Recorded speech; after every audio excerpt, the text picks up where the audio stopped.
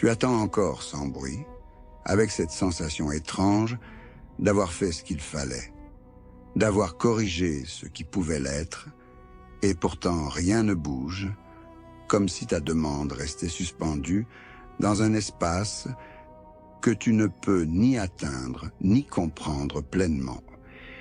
Ce qui fatigue n'est pas seulement l'attente, mais l'impression d'être devenu invisible, d'avoir invoqué sans réponse tangible, d'avoir ajusté ton intention sans que le réel ne s'ajuste en retour, jusqu'à te demander si la justesse intérieure suffit réellement quand le temps continue d'étirer le silence. La foi est toujours là, intacte dans son socle, mais elle est sous tension, car tu ne doutes pas d'Allah. Tu doutes de ta place dans cette attente prolongée, de ce que signifie faire correctement sans recevoir, persister sans signe, demander sans ouverture apparente. Dans la logique de l'islam, le retard n'est jamais un oubli, et la réponse différée n'est pas une négligence, car Allah n'est pas pressé par le temps, et ce qui tarde n'est pas repoussé par indifférence, mais maintenu pour un travail plus profond que l'obtention elle-même.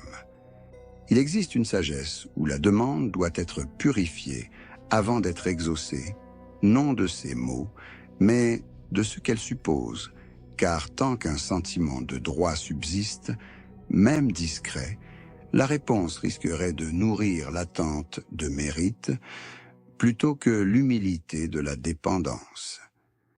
Lorsqu'Allah voulait répondre à Zacharia alayhi salam, il ne lui a pas donné un exaucement rapide. Il lui a donné des décennies d'invocations répétées dans le secret et la discrétion.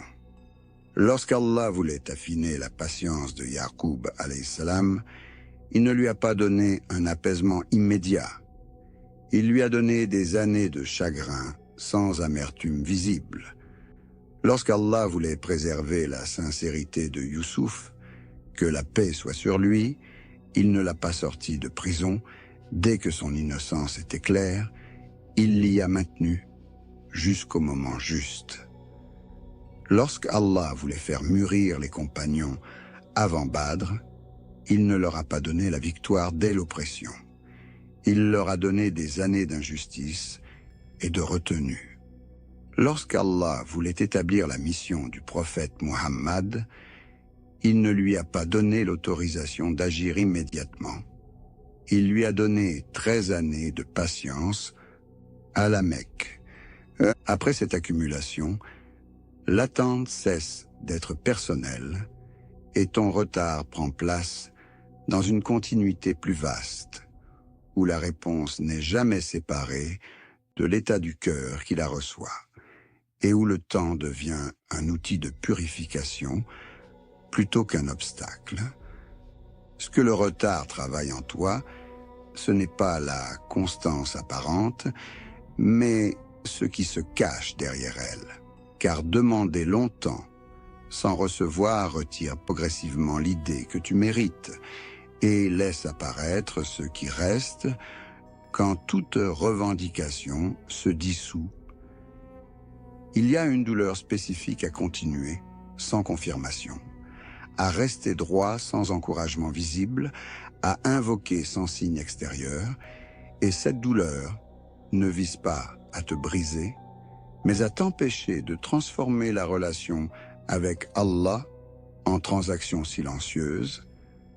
Tant que la réponse tarde, le cœur est obligé de rester honnête, car il ne peut plus s'appuyer sur le résultat pour se rassurer, ni sur l'exaucement pour se valider, et cette nudité intérieure est précisément ce que le retard installe lentement.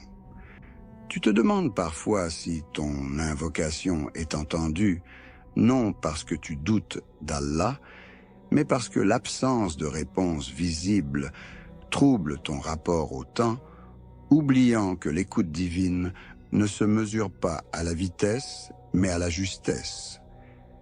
Le retard n'est pas là pour tester ta persévérance extérieure, mais pour ajuster ton orientation intérieure, car une réponse donnée trop tôt aurait peut-être renforcé l'idée que faire correctement oblige le résultat, alors que la servitude véritable ne réclame rien. Si aujourd'hui tu te sens ignoré, ce sentiment n'est pas un verdict, c'est un passage, celui où la demande cesse d'être portée par l'attente du retour et devient simplement ce qu'elle a toujours été. Une exposition sincère devant Allah, sans condition ni exigence. Rien de ce que tu invoques n'est perdu, même si rien ne s'ouvre encore, car ce qui se retarde nettoie ce que la réponse aurait laissé intact, et ce dépouillement silencieux prépare une réception qui ne reposera plus sur le sentiment d'avoir bien agi, mais sur la conscience claire de n'avoir jamais eu de droit